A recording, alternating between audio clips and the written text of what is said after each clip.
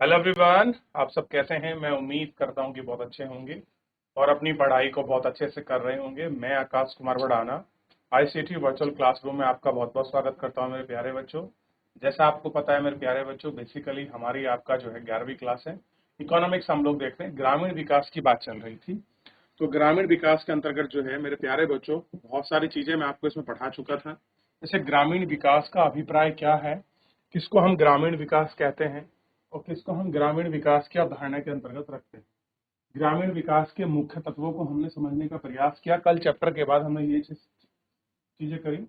उसके बाद क्या क्या चीजें इंपॉर्टेंट हो सकती हैं, किस प्रकार हम ग्रामीण विकास को कर सकते हैं, ये हमने देखा। उसके बाद हमने ग्रामीण विकास संबंधित और विषय पर हमने आपकी चर्चा की और हमने देखा कि जो ऋण लेने का सिस्टम है भारत में दो प्रकार का था, गैर संस्थागत और आपके संस्थागत। गैर संस्थागत में हम किसी दुकानदार, जमींदार, आड़ती अपने सगे संबंधी से बहुत ऊंची ब्याज दर पर ऋण लेते थे।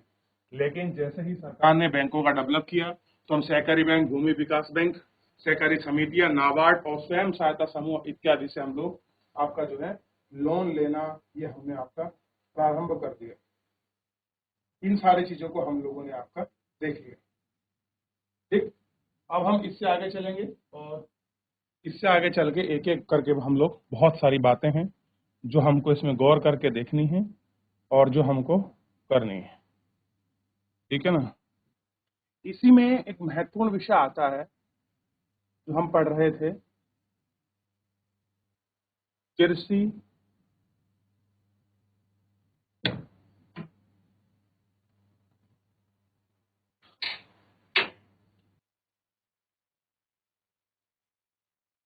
कृषि विपणन। क्या पढ़ रहे थे? कृषि विपणन। तो ध्यान देखिए, तो कृषि विपणन में उन सभी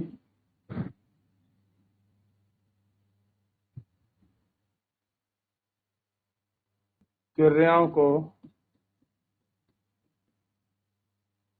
शामिल किया जाता था। कौन सी क्रियाओं को शामिल किया था? बताइए बच्चों, तो आपको ध्यान देना है। जो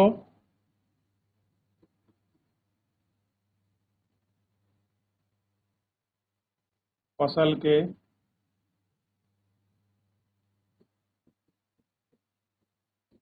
संग्रहण,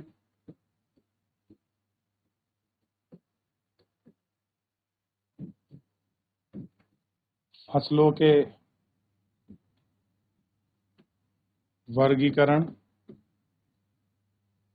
तथा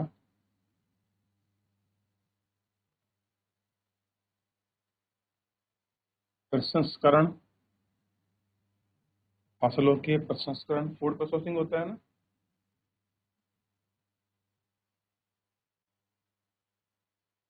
प्रसंस्करण, पैकिंग,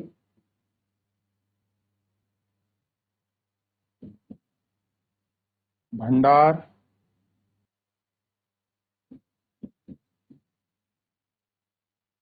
परिवहन आदि, ये सारी चीजें इसके अंतर्गत आपका शामिल है। ठीक, तो कृषि विपणन में क्या होता है, आप फूड को खेत से लेकर उसका फूड प्रोसेसिंग करना, वर्गीकरण करना, डिस्ट्रीब्यूट करना, ट्रांसपोर्टेशन करना, ये सब आपका कृषि विपणन का हिस्सा है। बस ये ध्यान रखिए और उसको करिए।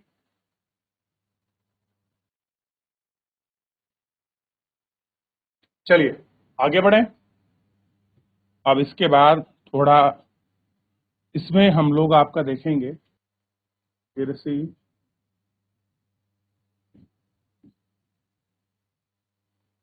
विपणन के दोष। क्या है? कृषि विपणन के दोष।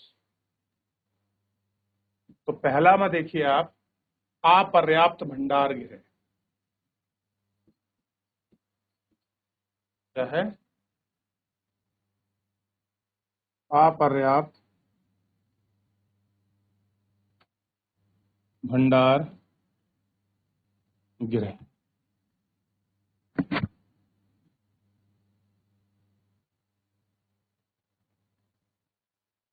दूसरा, परिवहन एवं संचार के कम साधन। परिवहन एवं संचार के कम साधन। अगला देखिए, अनियमित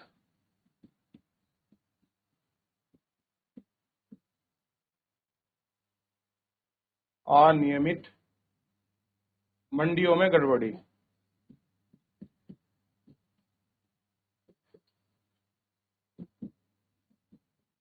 में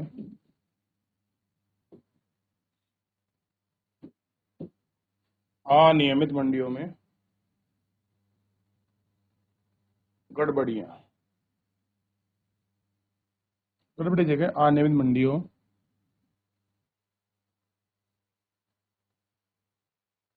व्यवस्था। ठीक है, 4 पॉइंट इसमें देखिए,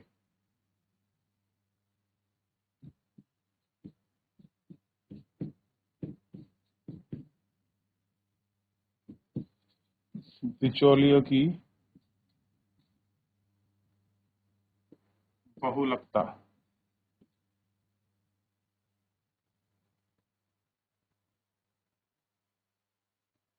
इनकी है बिचौलियों की बहुलकता।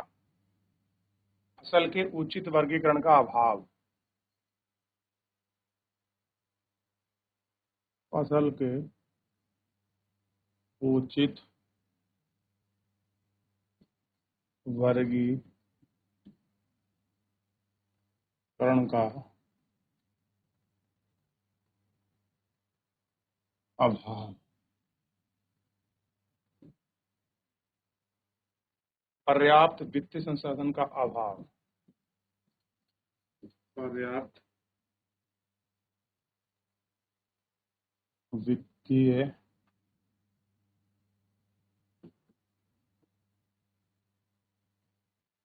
संसाधनों का अभाव।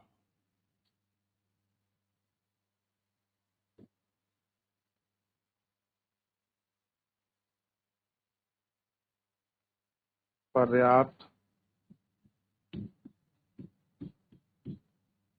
विपणन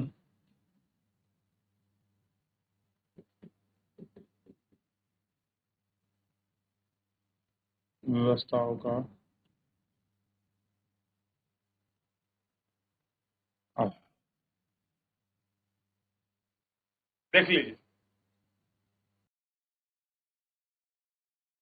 चलिए हो गया। अब इसके आगे लिखेंगे फिर हम।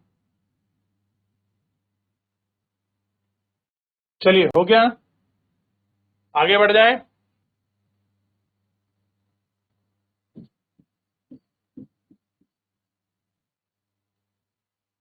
विपणन प्रणाली को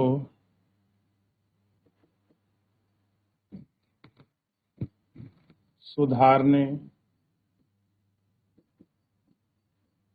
के लिए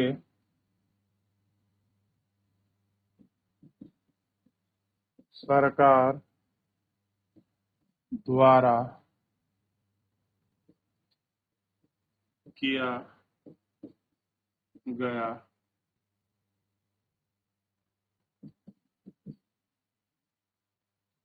प्रयास।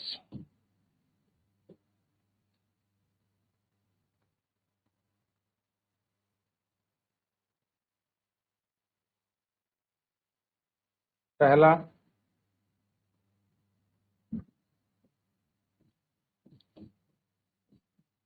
नियमित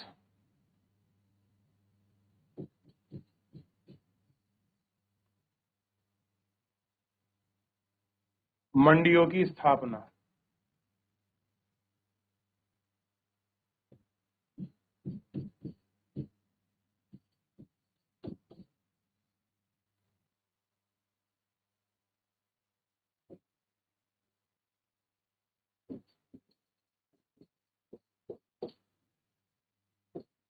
नियमित मंडियों की स्थापना। अगला है कृषि उत्पादों के संग्रहण के लिए कृषि संग्रहण उत्पादों के लिए भंडार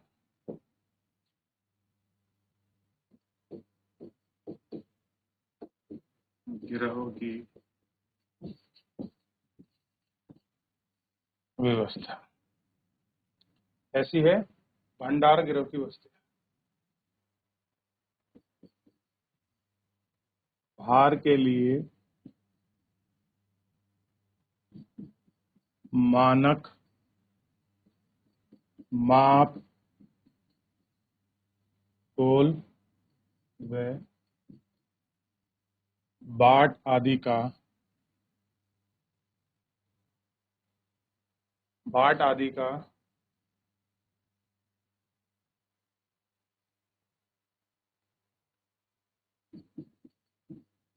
आदि की अनिवार्यता।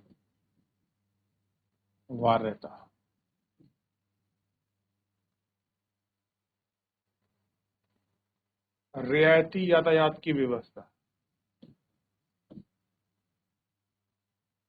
रियायती यातायात की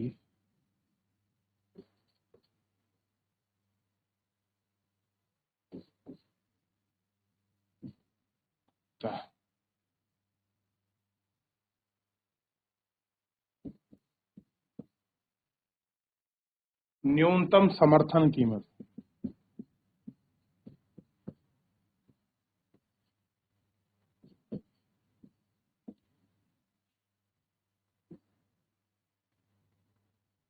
विपणन सूचनाओं का प्रसार।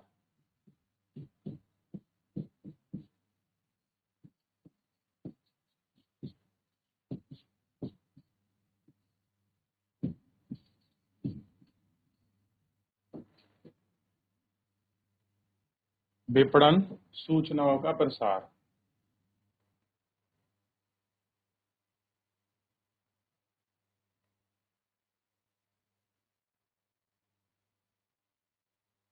कृषि उत्पाद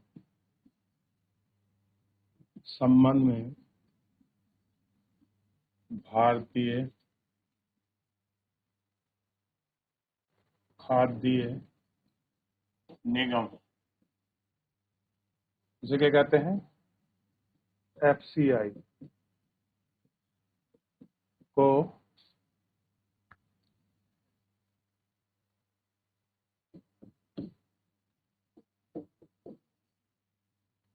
निगरानी का या निगरानी की जिम्मेदारी।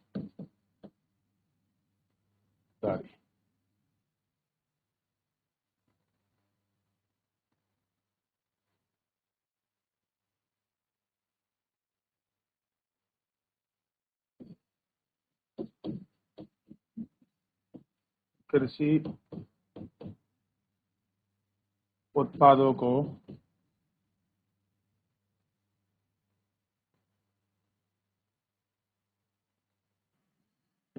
ये सारी चीजें जो हैं इसके अंतर्गत है। लिखिए।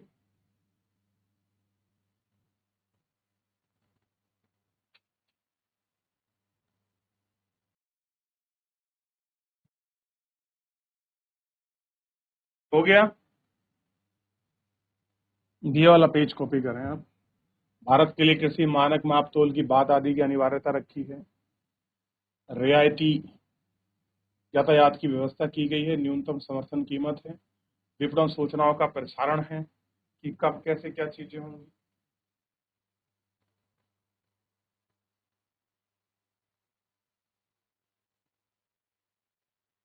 आगे बढ़े।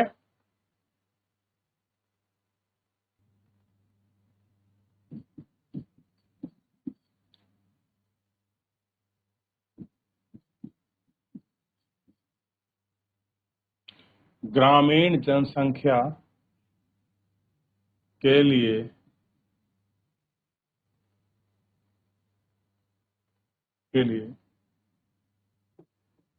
गैर कृषि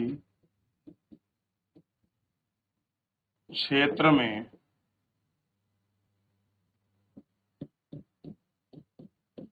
रोजगार। अब आप मुझे बताइए कौन से ऐसे क्षेत्र हैं जो नॉन एग्रीकल्चर के हैं और ग्रामीण जनसंख्या के कृषि गैर कृषि कार्य में आपको रोजगार दे। जैसे बताइए कौन से हो सकते हैं, कौन बच्चा बताएगा? बड़े 3-4 पॉइंट है, बड़े आसानी से आप कर सकते हैं, लेकिन थोड़ा सा सोचिए। पशु पालन, बहुत अच्छे। दूसरा बताइए। चलिए इसी पेज पे लिखेंगे तो यहाँ कर देते हैं, पशुपालन। दूसरा बताइए।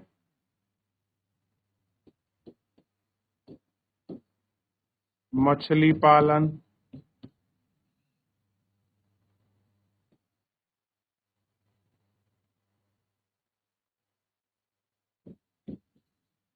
मधु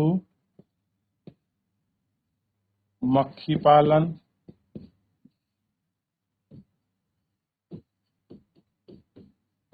बागवानी।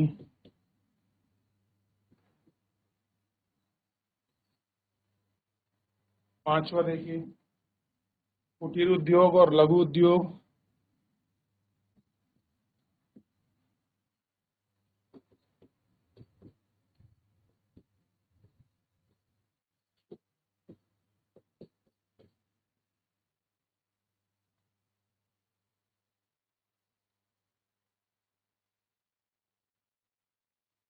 ये ऐसे सेक्टर हैं जहां पर मतलब गैर कृषि कार्य के अंतर्गत वो काम कर सकते हैं। बागवानी भी वैसे पार्ट ऑफ एग्रीकल्चर है, लेकिन खेती नहीं कर रहे हैं हम लोग, इसमें कमर्शियल चीजों को उत्पादन कर रहे हैं। ठीक है, इसमें आपका जड़ी बूटी इत्यादि ये सारी चीजें इसमें इंक्लूड हो सकती हैं। ये थोड़ा सा आप ध्यान रखेंगे तो चीजें बड़ी सरल हो जाएंगी।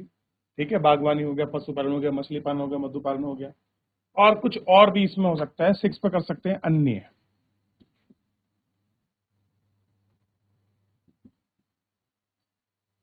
ठीक, ये हमको देखना है। तो फिलहाल जो है आज हम इतना ही कंटिन्यू करेंगे। इसको आप कर लीजिए, कॉपी कर लीजिए, फिर आगे आगे बढ़े।